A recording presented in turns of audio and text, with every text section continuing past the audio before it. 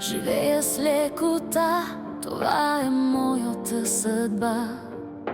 Нищо не може да ме сломби, дори трудните и мрачни дни. И заблестя усмивката ми, просто заблестя. Тя всичко озари, в миг свят прекрасен пред мен се разкри. Виждам всичко в цветове, които се излъчват от моето волно сърце. Цветелина ме наричат и всички от мен се привличат и истински ме обичат. Жадна за живот вървя и вървя и вървя и знам, че има мисия на тази земя, да стоплям и окрилявам детски сърца. Благодаря, благодаря, живот, благодаря. Знам, живея в любовта и чакам с жар и плам всеки миг, с който Бог ме е дарил. Имам си син от моите мечти, той ме избра от чистите небеса. Обгърна ме с любов и внесе щастие и хармония в моят живот. И сега той ме следва с жадни очи и името ми Цветелина замени с най-чудната дума на света за всяка жена. Мама, мама, моята майка е една, обичам я. Докато тези думи в мен кънтят, няма сила на света, която да ме спре, да не застана зад гърба на моето малко момче.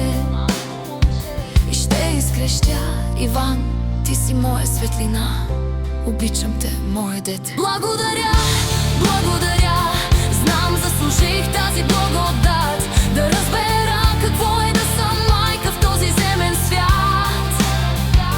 Благодаря.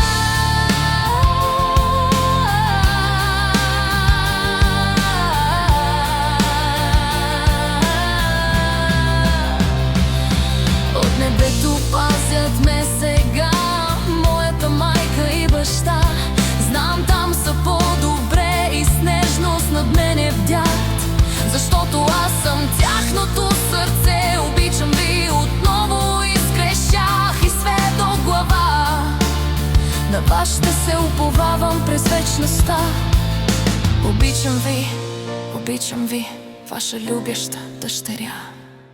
И сега ще ви разкажа за любовта, любовта на един нежен мъж скала. Той над мен се извиси, разгърна небесните широти, отвърза моите криле, за да мога волно да летя. И летях, и летях, и летях, и осъзнах, това е любовта.